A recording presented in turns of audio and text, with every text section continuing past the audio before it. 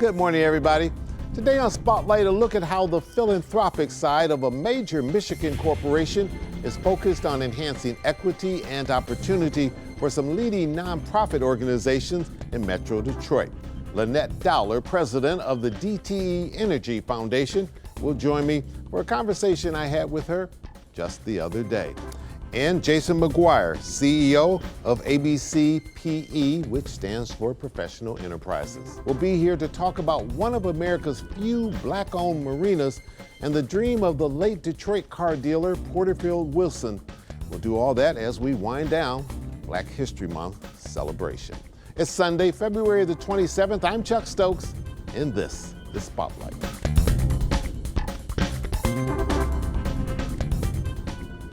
Lynette Dowler, so good to see you again. I wish it were in person, but we're navigating our way through this pandemic, and pretty soon we will be in person again. You doing okay? I'm doing great. Great to see you again, Chuck. It's our pleasure. A lot of money floating out of the DTE Energy building downtown. $1 million to 8 different organizations from the foundation side of DTE Energy. Tell us a little bit about that. And it looks like the boatload of that, if not all of it, is going to stay right here in Southeast Michigan. A vast majority of this most recent set of grants is staying right here, primarily in Detroit, but also Southeast Michigan coverage. And just so many amazing organizations doing amazing work around equity and social justice.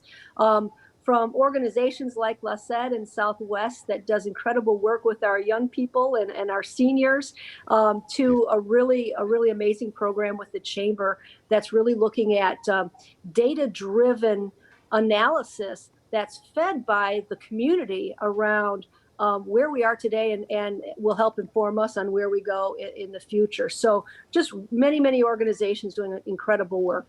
Yeah, without a doubt, and I was looking at some of them, the Council on Michigan Foundations, as you said, the Detroit Regional Chamber, their foundation, the Dutton Farm, the Greenlight Fund, LaSed, which you already mentioned, phenomenal work, Jane Garcia and the whole gang over there, Neighborhood Defender, New Detroit, and we can go on and on.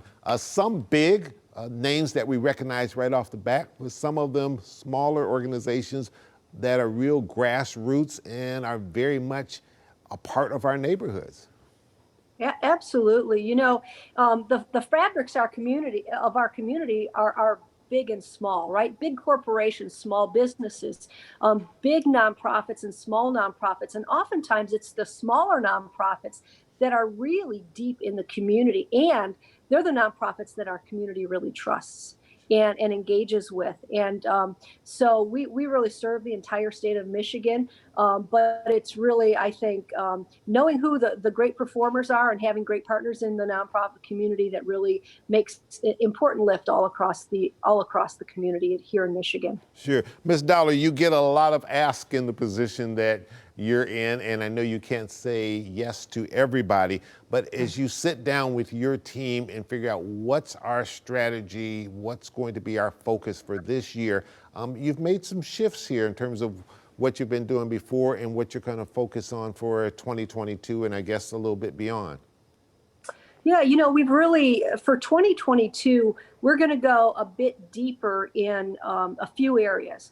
One is around education. We are really concerned about our children and the slide that they've seen because of the environment that we've had to educate them in from a COVID perspective. So we're going to be very purposeful in helping our young people recovering from the educational slide. The other space is around workforce development. So many of our adults re-entering the workforce, but many of them have barriers to re-entry. So really understanding what those barriers are and helping them overcome the barriers so that we can help them get back to work and help all of our companies thrive and survive as we come out of the pandemic. And then the other space is just continuing to work around environment. We've got so many great partners all across the state that do beautiful work in the environment.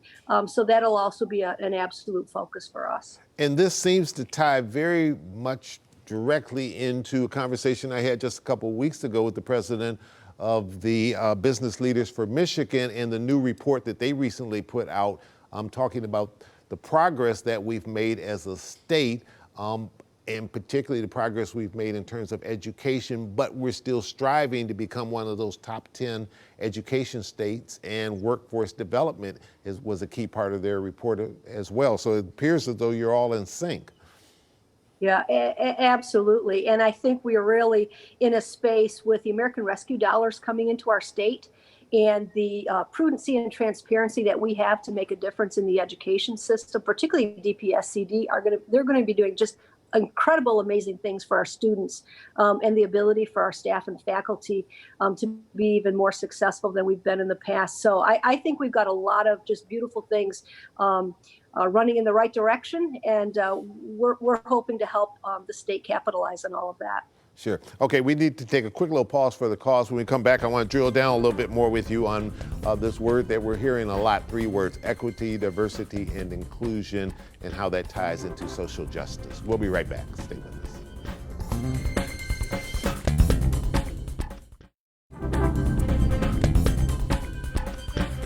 Ms. Dollar, equity, diversity, and inclusion, 3 words we're hearing a lot. These recent grants that you've given out tie directly into that. What is it you hope these type of monies going to these type of organizations do in terms of making an impact in those specific areas and social justice? Yeah, so I guess the first thing I would say is it's the long game, and it's not one silver bullet. So we have so many, I think, avenues that we need to work. And working with those organizations that are being very data driven is important to us, so that we can see where we are today and what difference we make tomorrow, next year, and 5 and 10 years from now. We're really interested in working with organizations that really have a long-term focus on social justice. And, I think Billie Jean King said it beautifully at the Super Bowl, that you really understand inclusion once you've been excluded. And I think that sentiment is something that we have to be really purposeful about. Is let's talk about what exclusion means, and those in our society that have been left out and forgotten and haven't had a voice. So the work is very purposeful, and we really want to be able to see outcomes short term, but as importantly, long term. You could give to a zillion different organizations, but those that are lucky enough to get a grant from the DTE Energy Foundation, what's your ask of them when you sit across the table from them and say, we're awarding you this money because of the good work you've done, but in return, this is what we really want? Yeah, a few key criteria. Diversity, equity, and inclusion has to be part of their mission, and they have to really be sincere about that work. Financial sustainability needs to be strong within their organization, and then real outcomes. And we have a heart for the youth, seniors, and those that are underserved across the state of Michigan. So if you kind of hit all of those segments in a strong way, that's what we're looking for as a foundation. And you're right, it's hard to say no to anyone because we have amazing nonprofits. We support about 350 across the state, and they just do beautiful work. DTE Energy Foundation and your company as a whole has been very supportive and very passionate about making sure that our residents stay warm during these cold seasons right now. Talk a little bit about that and what you've been able to do on that front. So we're always interested in keeping our communities lit and warm, and 2022 has been very, very cold. It's been 30% colder than last year and 40% colder than 2022. So we always give messaging around making sure you lower your thermostat to manage your bills, making sure you've got good clean furnace filters, making sure that you seal any air leaks, but most specifically for our low-income community, we've got about a 30% increase in low-income support that's come into the state this year, about $163 million. So we really invite our low-income population, reach out to us if you're struggling. We have budget-wise billing that can help, and call 1-800-477-4677. 24/7/7 if anyone's struggling. We want to keep you warm, and we really invite our customers to reach out, and we will do everything we can to help them. Well, the good news is that this is Michigan, so we know things will change. At least every 3 months we get a change in the environment. Final question, as we're sort of hopefully coming out of this pandemic, I think I see light at the end of the tunnel here, hopefully. And as we get ready to head into the warmer weather, DTE Energy has had such a huge footprint on downtown Detroit. I mean, I know you do stuff all across the state, but just the turnaround, the parks, all the different involvement in all of the different economic development things. Are you and your organization, are you optimistic about where we're going to be coming out of this pandemic? Yeah, we are not only optimistic, we are excited. Like we feel like the horses are at the gate and we're ready to roll and ready to run as a city. We've got a lot of great things, I think, lined up. And part of the reason we support parks and festivals and bringing people together is not only does it bring our families together and give them an opportunity to get out and have some fun, but it also brings economic development into the city and brings people all across the state into our city. So we're very excited and very optimistic. And there have been a lot of really beautiful announcements lately across the state that just give us great hope for the city of Detroit. Right, and a lot of times people forget that although you're headquartered here, you have a big footprint all across the state, and you do as much over in the Grand Rapids and Kalamazoo, those other areas of the state, as you do here in your own backyard because you're a major corporation. Lynette Dowler, thank you so much for joining us today on Spotlight, and stay safe out there. And next time we talk, it's going to be in person, I promise. I can't wait. Good to talk with you, Chuck. All right, Take good care. talking to you as well. And when Spotlight returns, I'll have a conversation with the manager of one of the very few Black-owned marinas in America. We'll be right back.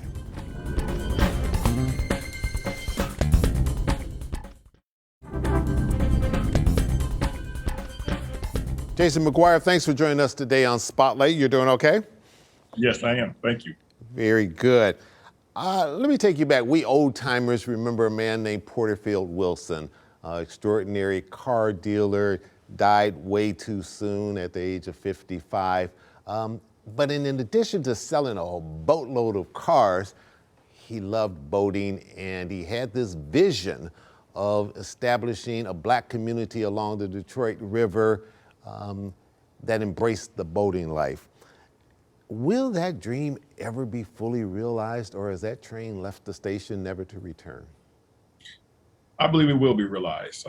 Porterfield Wilson definitely had a vision of a marina village. In fact, it's on his tombstone that it's a marina village be finished. And the project has definitely been stalled. You know, it's been almost 32 years since Mr. Porterfield passed, and we still need to realize that getting that marina village done.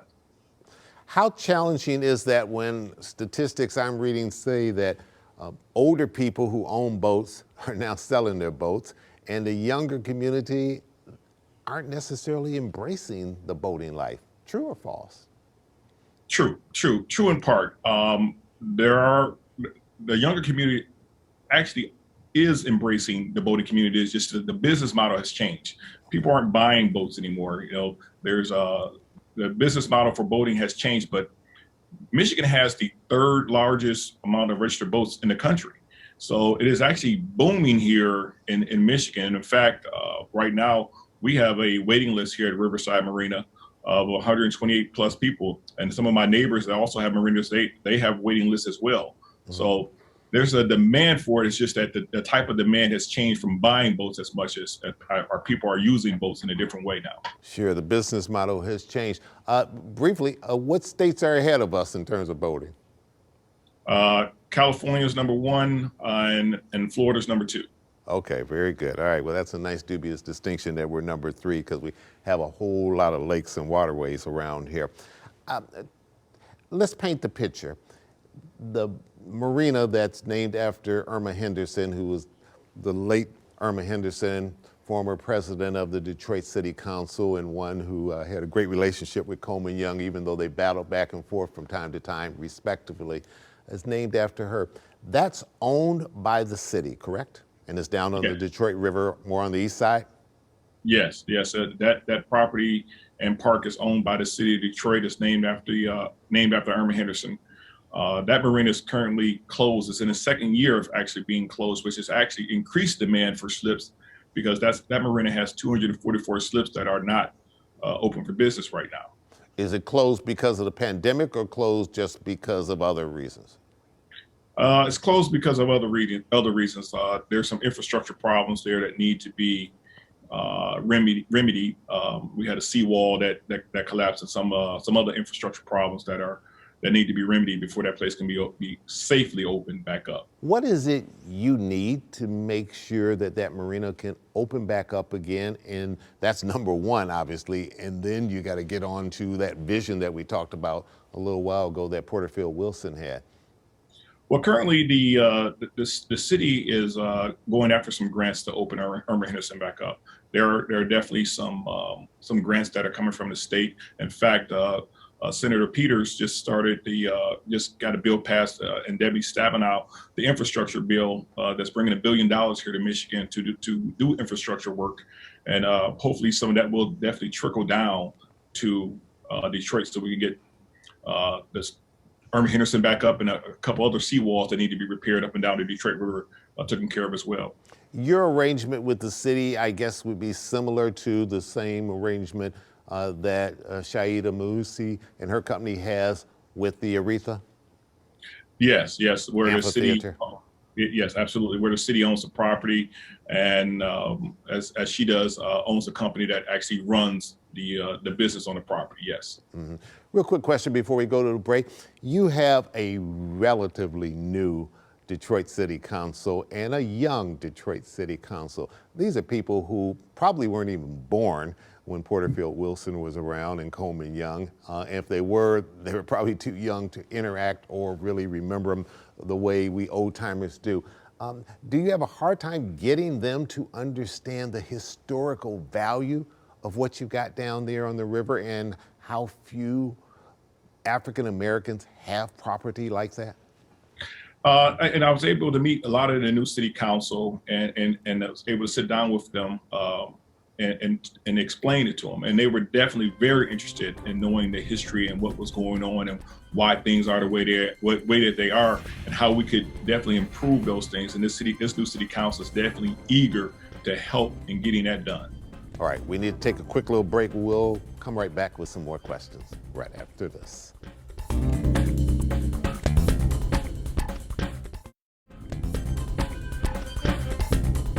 Mr. McGuire, in addition to just the business side of this, what can government do beyond the things that you mentioned, Senator Peters, Senator Stabenow, the Detroit City Council? Should they increase their funding within the budget? Because the mayor's going to be going before the council with that budget in March.